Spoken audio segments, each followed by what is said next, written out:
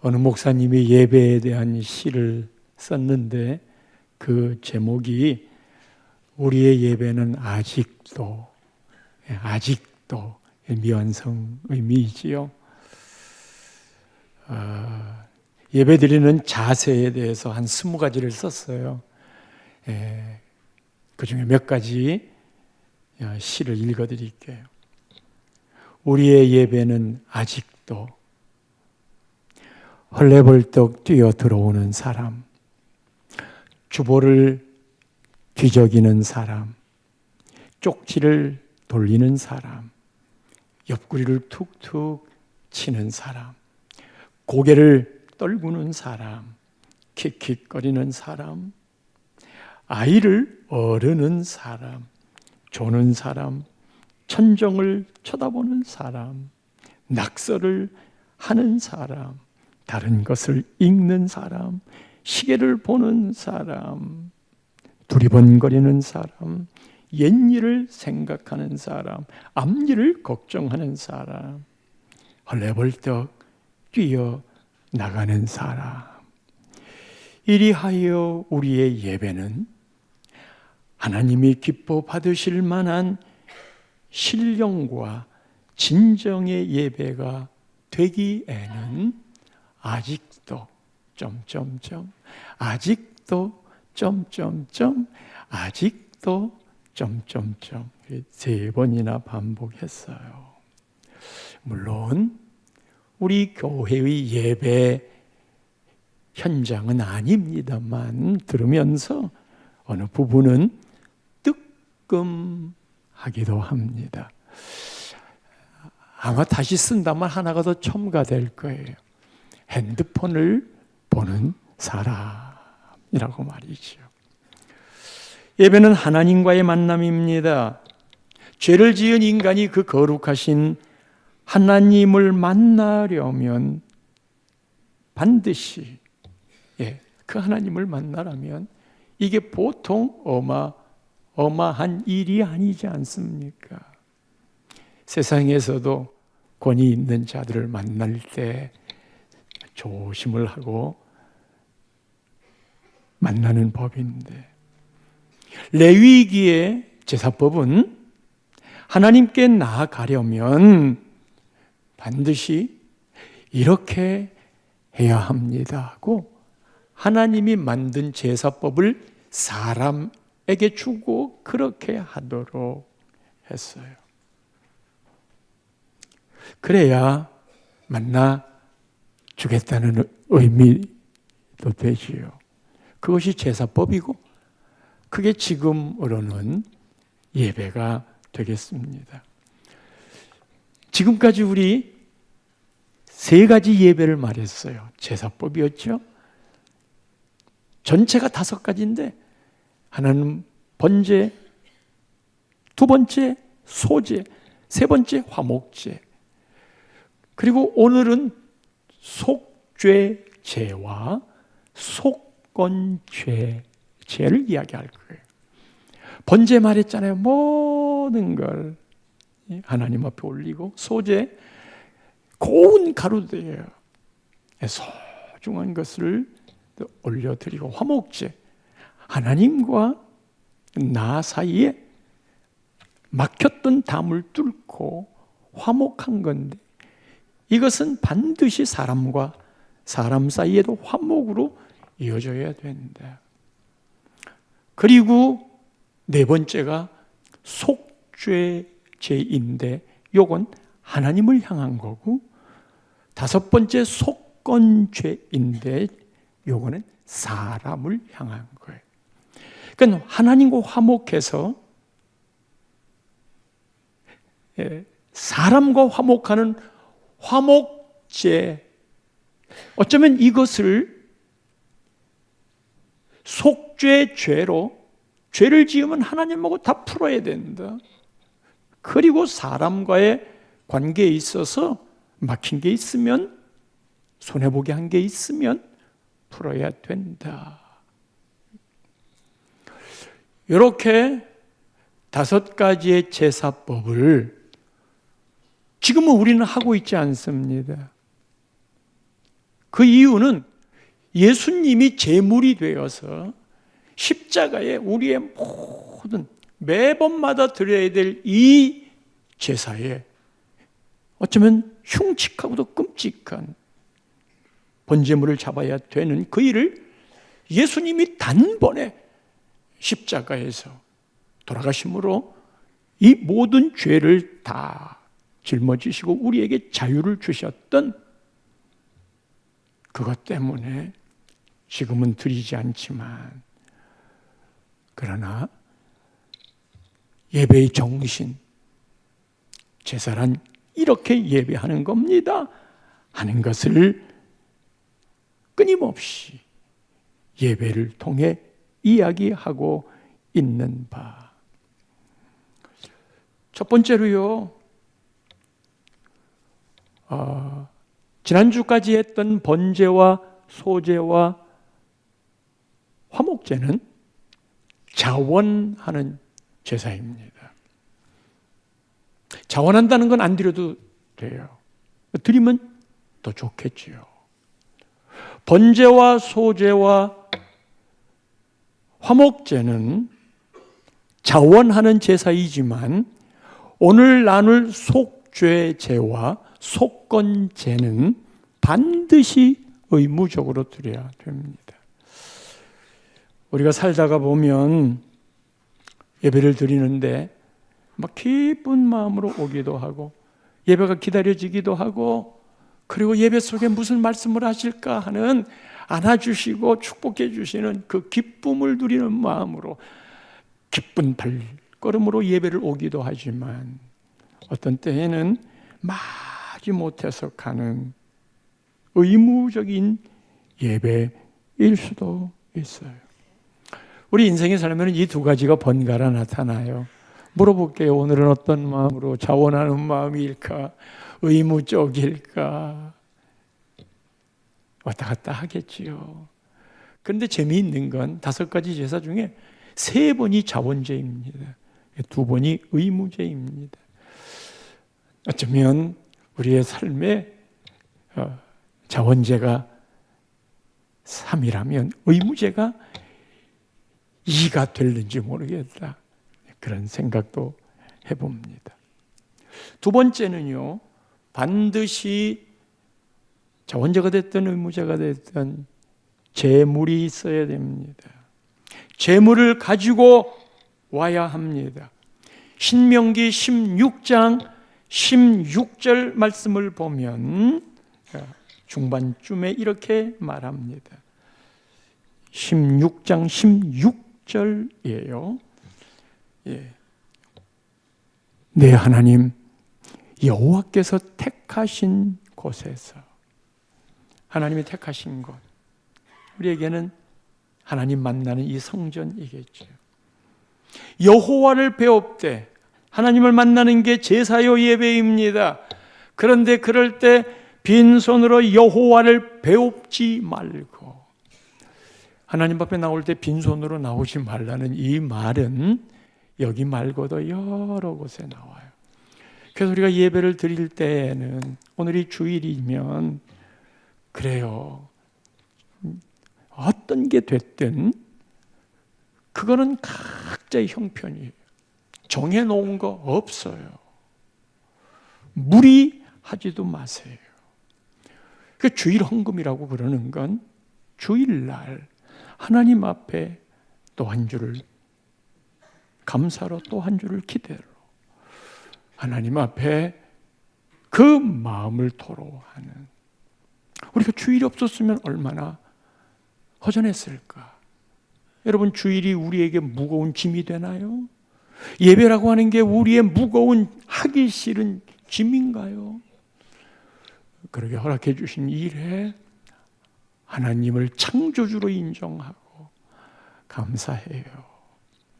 그 표현이 빈손으로 여호와를 배웁지 말고, 그래서 아주 무겁게 소, 양, 형편이 안 되면 비둘기, 그래서 언제든지 그 양을 따지는 거 아니에요. 자기 형편에 맞게끔 하는 거예요. 세 번째는 이런 제사를 드릴 때 제물도 준비해서 드려야 됩니다. 제물 준비해서 드리는 게 어떤 거예요? 흠 없는 놈이거든. 이 흠 없는 놈을 그동안 봐와야 돼요. 흠 없는 것을 고르려면 이 양의 또는 소의 그 과거의 과정들 지나온 것들을 봐야 돼요. 무슨 병에 걸렸었다든지 다 털 사이를 보고 종기가 난 게 있는지 이도 벌려보고 제대로 된 건지 흠이 없어야 내 죄를 짊어질 수 있는 것이라는 그런 의미 때문이잖아요.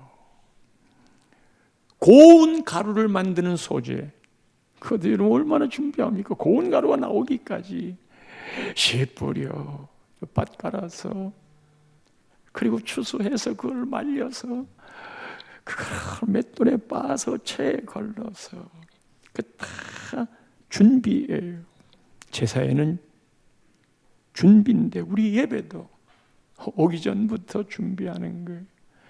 준비하는 것부터 예배로 하나님은 카운트 해주실 거예요. 특별히 준비 중에 여러분 마음을 잘 다스려야 돼요.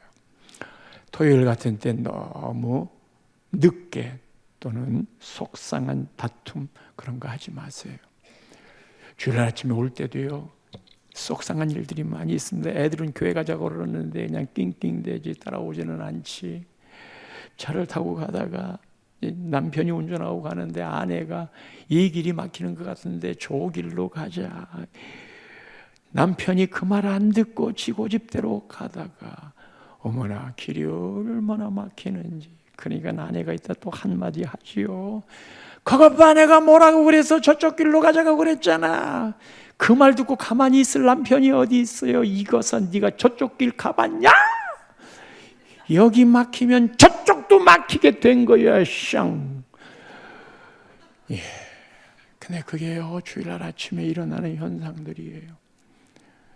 그런 말이 있으면 서로 조심해야 돼요. 입술을 잘 간수해서 마음 상하지 않게 해야 돼요. 그게 예배를 준비하는 마음이 준비되고 근신하고 그리고 복장도 하나님을 만나러 가는데 세상에 높은 사람 만나러 갈 때도 그러한데 그리고 시간도 준비를 해야지요. 시간도. 그 다음에 네 번째는요, 내가 직접 참여하는 겁니다.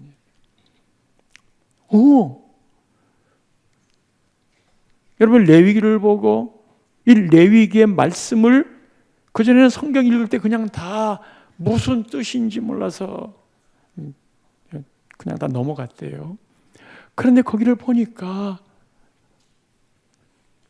번제물을 가지고 와서 내가 그 번제물에 안수를 하고 그 번제물을 직접 잡고 가죽을 벗기고 각을 뜨고 내장을 꺼내고 그걸 다 내가 직접 하는 거예요.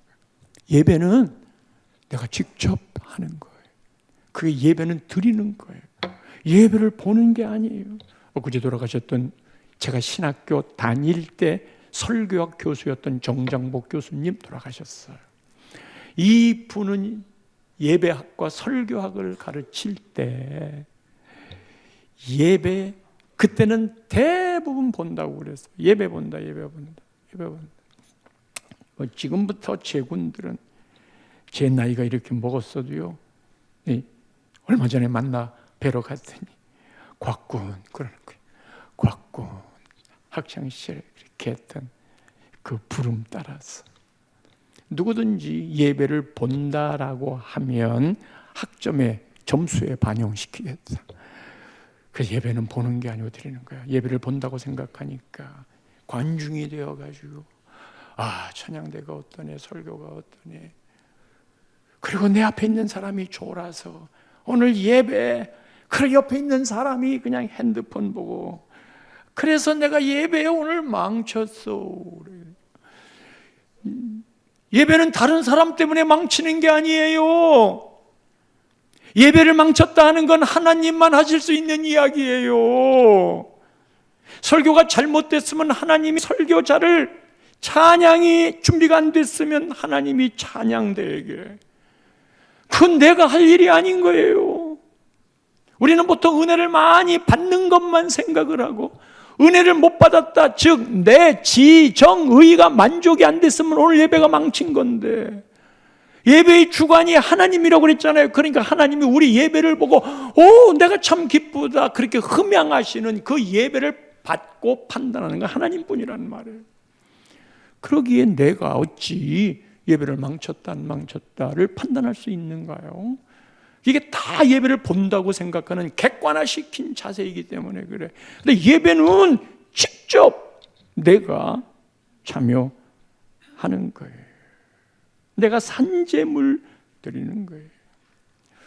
그리고 다섯 번째로 이 예배는요, 제사와 비추어 봤을 때 가장 존귀한 것을 드리는 그 현장, 소중한 것, 내 전부를 드리는 그런 의미의 예배 정신이라면, 이 예배에 하나님의 으뜸이고 이 세상에 어떤 것보다 교회의 존재의 이유가 영혼 구원을 하는 것도 분명히 중요한 존재의 앞부분이지만, 왜 그 사람을 구원하게 해? 하나님께 다 나와 예배하는,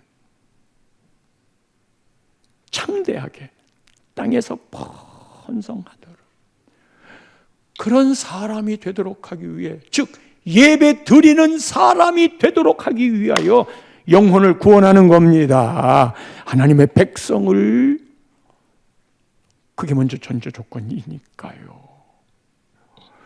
예배는 가장 으뜸으로 여겨지는 거예요.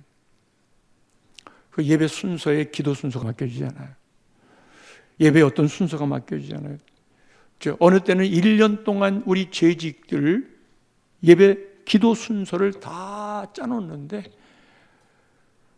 그거를 마음에 안 담기도 하고 마음에 담았어도 오지 못할 때도 있고 그래가지고 그 표 짜놓은 게 잘 안 맞아 떨어져요. 그리고 몇 사람이 그날 기도할 때 날 기도 못해요, 바빠서 못해요, 회사 일이 안 끝나서 못해요.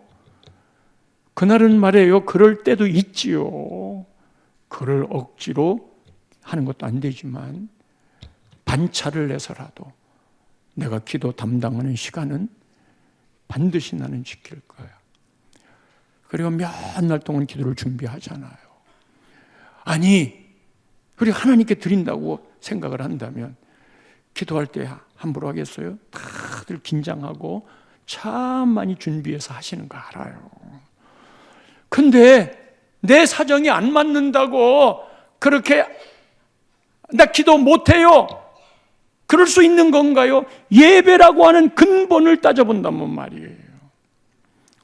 예배는 우리가 와가지고 좋은 강연 듣는 데가 아니에요. 콘서트 보는 데가 아니에요. 근데 하나님의 임재를 보고 그 하나님 내 가슴에 함께 만나 내 모습 속에 있는 죄도 고백하고, 그리고 맑은 마음으로 후련한 심정으로 이 세상을 향하여 또 승리하러 간다, 그렇게 고백하는 존귀한 자리가 예배인지라 소중하게 생각해야 하지요. 오늘은 속죄죄예요. 이 속건죄를 같이 놓은 이유는 두 가지를 비교하면서 들어야 되기 때문에 그래 이해가 빨라. 속죄죄는 하나님께 짓는 죄입니다. 그거를 속해야 돼. 속건죄는 사람에게 손해를 끼치거나 또 어렵게 만든 죄를 이야기합니다. 이 속죄죄의 제물은 속죄를 해야 할 사람들이 있잖아요. 오늘 읽은 본문은 제사장이 죄를 지었을 때예요. 그 다음은 온 회중이 죄를 지었을 때예요. 그 다음은 족장들이 죄를 지었을 때예요. 그 다음에는 평민들이 죄를 지었을 때예요. 그 다음에는 가난한 사람들이 죄를 지었을 때예요. 죄를 짓는 사람의 신분에 따라 제물이 바뀌어요. 제사장과 그리고 온 백성 회중들은 소를 드렸어요. 같이. 같은 레벨이에요.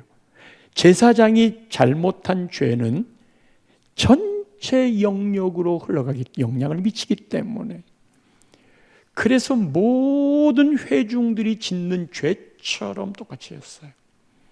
지금식으로 말하면 목사가 짓는 죄는 온 교인이 짓는 죄의 비중만큼 하나님 앞에 회개를 해야 돼요. 교회 안에서 교인들이 뭐 하나 잘못됐다고 교회가 무너지지 않아요. 설령 장로님이 잘못된 일을 했다고 교회가 무너지지 않아요. 그런데 목사님이 잘못된 일을 하면 교회가 얼마나 시끄럽고 어려운지 아세요? 오늘 본문 읽은 건 제사장의 죄예요. 이 죄를 하나님 앞에 속죄 하도록. 신분의 차이에 따라서 제물 내용이 바뀌었으나 속건죄는 상대방에게 손해를 끼친 거 있잖아요. 그 상대방에게 손해를 끼친 걸 일단 갚고 거기에다가 5분의 1, 20%를 더 얹어서 갚아야 돼요. 그러니까 재물의 양이 상대방에 따라서 재물이 조정되는 거예요. 이 속죄죄와 속건죄. 여러분 여기서 속죄하는 건 죄를 사해 주는 거. 속죄할 속.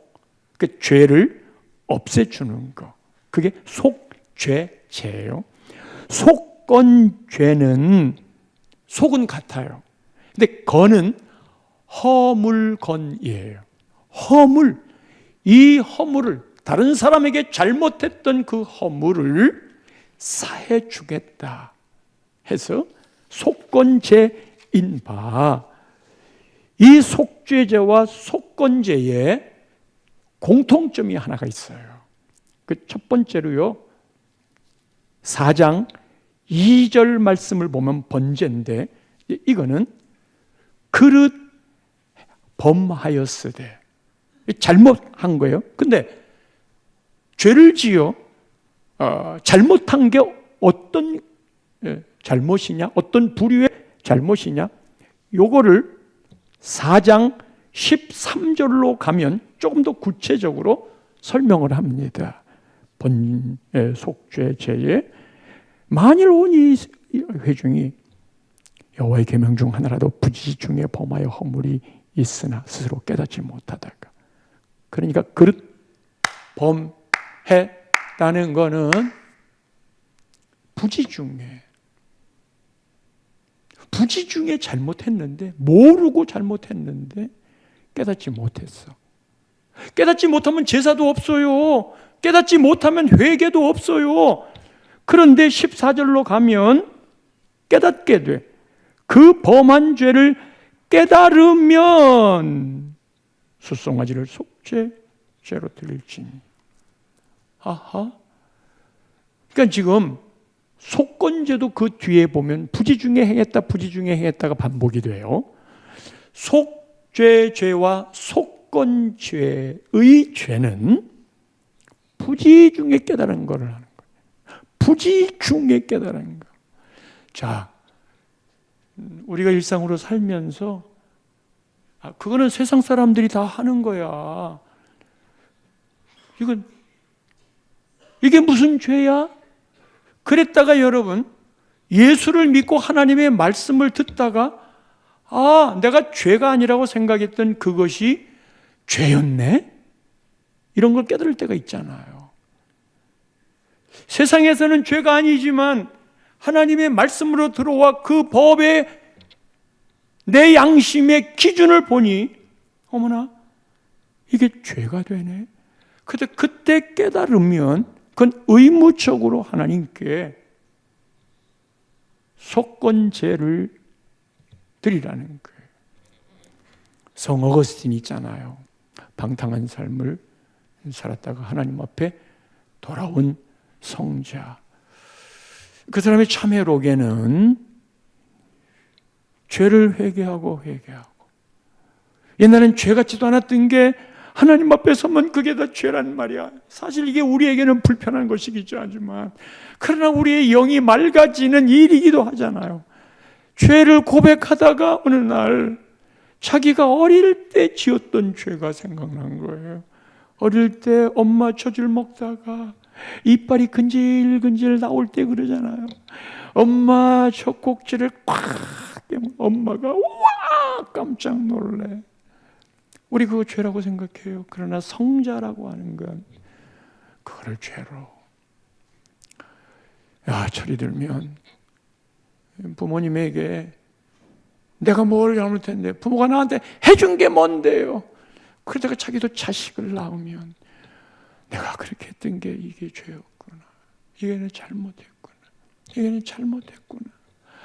그거를 알면 그때 깨닫게 되면 내가 부모님한테 불효했구나. 대부분 부모님이 돌아가신 다음에 그런 걸 깨닫는 게 많이 있지만 돌아가시기 전에 살아계실 때 그래서 효도를 해야 되는 것이지만 말이지. 예, 역시 이것도 제물로 갚아야 되는데 부지 중에 행했던 것을 깨닫게 될 때 그것도 흠 없는 것으로 항상 흠 없는 게 기준이에요. 여러분, 예수님이 우리의 죄를 짊어졌다고 하셨는데 예수님이 흠이 있다면 죄인이 어떻게 죄인의 죄를 담당해요? 그 예수님이 흠 없으신 하나님의 어린 양, 그분이 내 죄를 짊어지면 그분이 흠이 없기 때문에 깨끗하고 순수하기 때문에 우리 신앙의 모든 핵심은 예수 그리스도 십자가입니다. 지금은 교회에서 십자가의 정신들이 사라졌어요.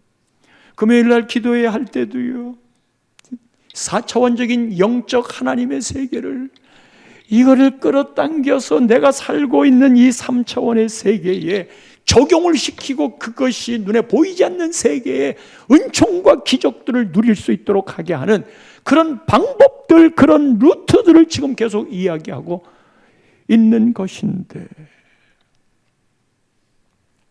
그거는 전부 다 십자가를 통해서 봐요. 하늘의 것을 오늘 내가 사는 이 땅에 4차원의 것을 3차원에 끌어내리는 이 기적적인 방법은 십자가를 통해 이루어집니다. 그 십자가로 내 모든 죄를 사하실 뿐만 아니라 이 땅에 내가 살면서 부족한 거, 병든 거, 용서하지 못하는 그런 마음들 다 십자가를 통해서 이루어지게 하는 거예요. 이 재물을 잡고 제사장이 하는 일이 두 가지예요. 속죄제나 속건제나 그 앞에 번제나. 첫째는 잡은 피를 다 뿌리는 거예요. 두 번째는 남아있는 것들을 다 태워서 화제로 하나님께 올리는 거예요. 그런데 오늘 본문에는 말해요. 피를 뿌리는데 피를 뿌리는 게 네 장소가 있어요. 그게 예배와 어떤 연계점이 있는 걸까? 첫 번째로 피를 뿌리는 게 휘장 앞에 뿌린다고 6절, 오늘 본문 4장 6절에 나와요. 여호와 앞 곧 성소의 휘장 앞에 7번 뿌릴 것이며, 이 7번 뿌린다는 것은 완전하게 그 문제를 해결하는 완전수예요. 여기서 말하는 휘장이라고 하는 건 여러분 성막을 보면 지성소가 있고 성소가 있어요. 지성소가 가장 깊은 곳이고 이 지성소에 하나님의 법궤가 있고 그리고 이 법궤 위에 하나님의 임재가 있는 거예요. 그런데 아무나 거기 들어갈 수 없어요. 여기가 하나님이 계신 곳이라면 그 앞에 휘장을 두었어요. 저쪽은 성소예요. 이쪽은 지성소인데 지성소 가리고 있는 이 커튼, 이 휘장을 열고 아무나 들어가면 다 즉사해요.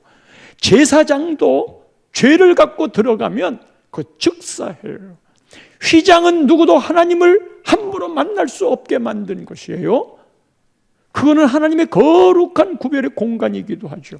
그런데 예수님이 십자가에 죽으시자 휘장이 쫙 갈라졌어요. 더 이상 휘장이 필요 없다. 휘장 없어도 예수 그리스도를 통하여 하나님을 만날 수 있도다. 이 예배 현장에 하나님을 만나는 임재의 현장이라면 제일 먼저 휘장을 거두어야 돼요. 이 휘장에 우리의 피를 뽑아요.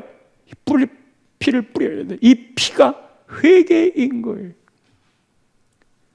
예비된 공간에 하나님을 만나는 그 시간에 따라서 11시 예배면 11시 이전의 시간은 세상의 시간이었다 할지라도 11시가 딱 되면 하나님 앞에 서 있는 시간 구별됨인 거예요. 그래서 시간을 지켜야 되는 이유도 거기에 있는 거고요. 그리고 이거 들어올 때 휘장이 가려서 못 들어와요. 이 휘장이 가린 걸 걷어치우고 그래서 7번 피를 뿌리고 성전에 와서 제일 먼저 해야 되는 게 회개예요. 하나님을 만나기 위해 휘장에 피를 뿌리는 건 하나님 제가 알게 지은지 모르게 지은지 내 마음을 정결하게 다스려 주옵소서. 그게 제일 먼저 예배에 이루어질 일이고, 두 번째는요 향단이에요. 7절 말씀에 이렇게 말합니다. 회막 안 향단불에 바르고, 피를 향단에 발라요. 요 향단, 저 연기가 나오는 향의 단이 있는데 그거를 세우는데 4뿔이 있어요. 거기에다가 피를 뿌려요. 거기다가 피를 뿌리는 이유는 향단은 24시간 하나님 앞에 향기를 올려드리는 것이, 언제나 예배가 오면 이 자리는 늘 하나님과 우리 사이에 소통과 교제가 이루어지고 내내 하나님 앞에 우리의 기도, 우리의 찬양, 우리의 사랑하고 사모하는 마음들, 이런 것들을 올려드리는 장소가 거기다 피를 뿌려 연기가 계속 하나님 앞에 향이 올라가도록.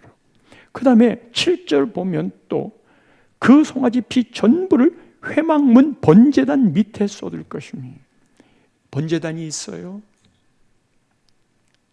하나님 앞에 짐승을 태우는 그 밑에다가 남은 피를 다 쏟아요. 남은 피를 다 쏟아요. 이거는 내가 예배드리며 하나님 앞에 모두를 내려놓습니다. 예배드리면서 내 욕심, 내 혈기, 이미 우리는 세례 때 다 죽은 자들이지만 죽은 놈이 뭐 그렇게 성질을 날 일이 많아?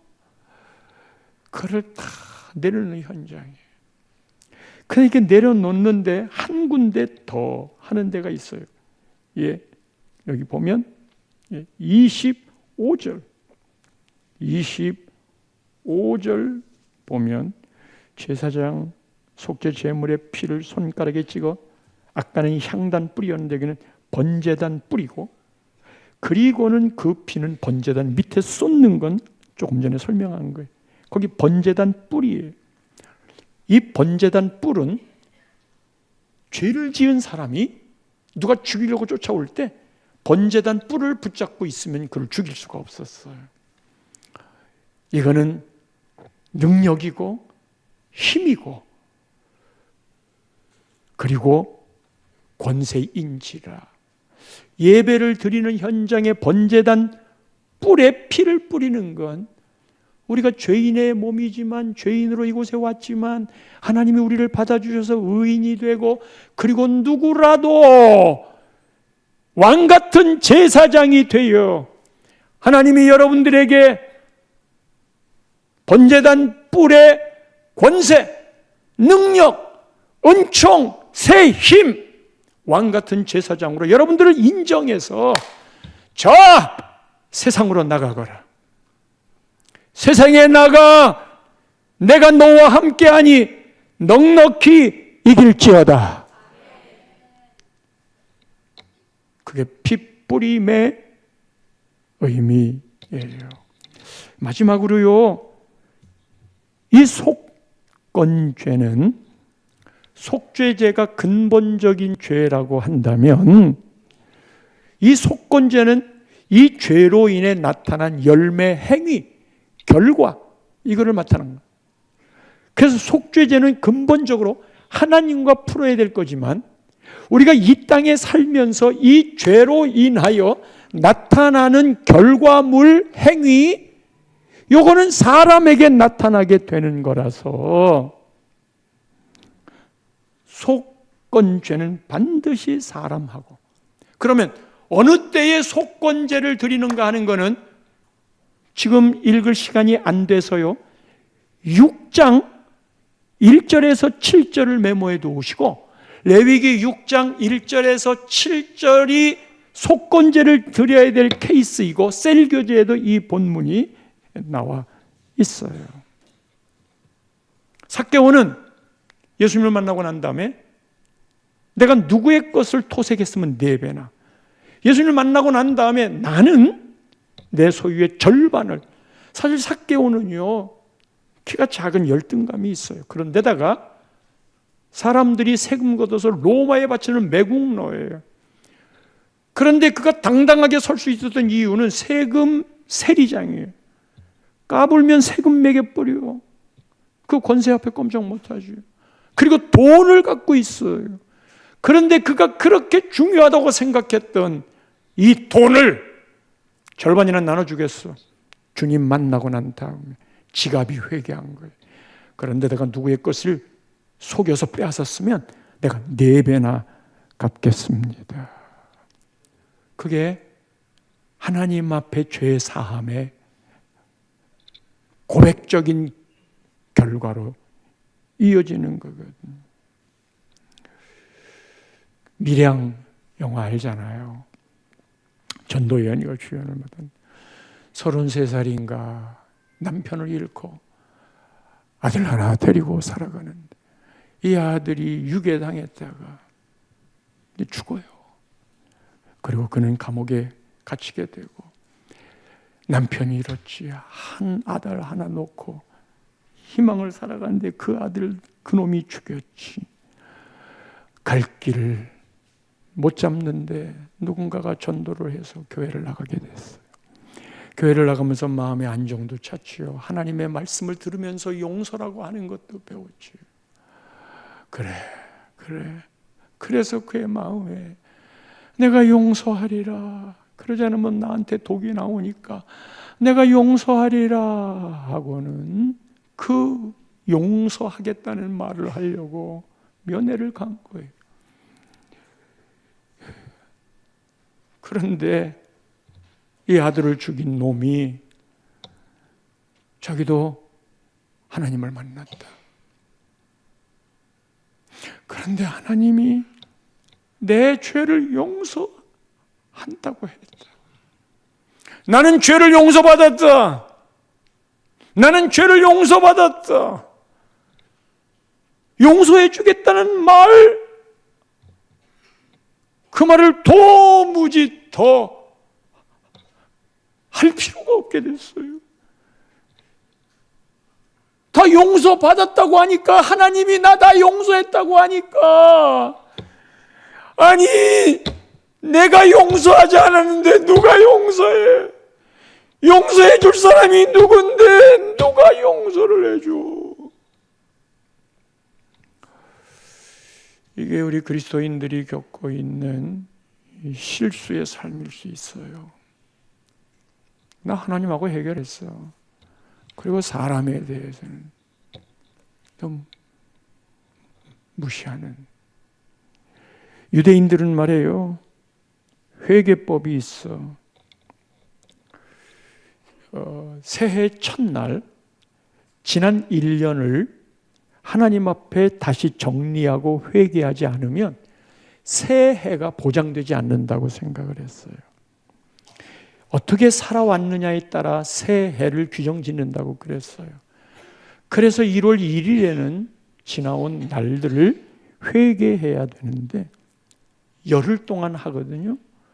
이 유대인의 회개법이에요. 그래서 열흘 동안 하는 회개 중에 첫날부터 9일째까지는 전부 사람에게 잘못한 거 회개하는 거예요.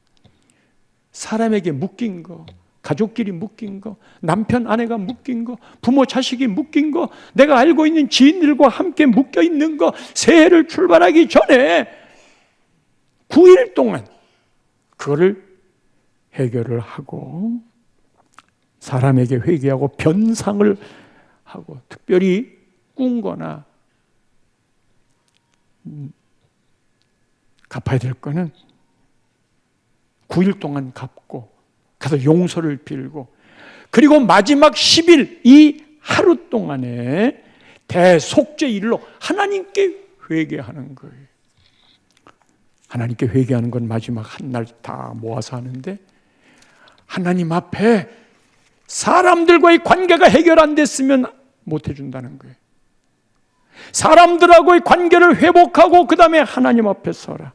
그래서 마태복음 5장 23절 24절 말씀이 그것이 속건제예요. 그러므로 예물을 제단에 드리려다가 거기서 내 형제에게 원망 들을 만한 일이 있는 게 생각이 나거든. 24절 예물을 제단 앞에 두고 먼저 가서 형제와 화목하고 그 후에 와서 예물을 드리라. 형제와 화목하지 않으면 이 예물 안 받겠다, 그거예요. 그러니까 보세요. 속죄 죄는 내 죄를, 재물을 가지고 하나님 앞에 하는 것이로되, 속건 죄는 먼저 재물을 가지고 하나님 앞에 가는 게 아니고 형제에게 먼저 가서 화목하고 그 다음에 하나님께 드리라는 거예요. 이 제사법을 통해 하나님이 정말 뭘 기뻐하는가 하시는 걸 배웠지요. 그렇게 예배의 삶이 우리의 삶의 변화를 가져다 주는, 그리고 그 힘으로 살아가는 행복을 누리시는 우리 일생의 예배가 되기를 축원합니다.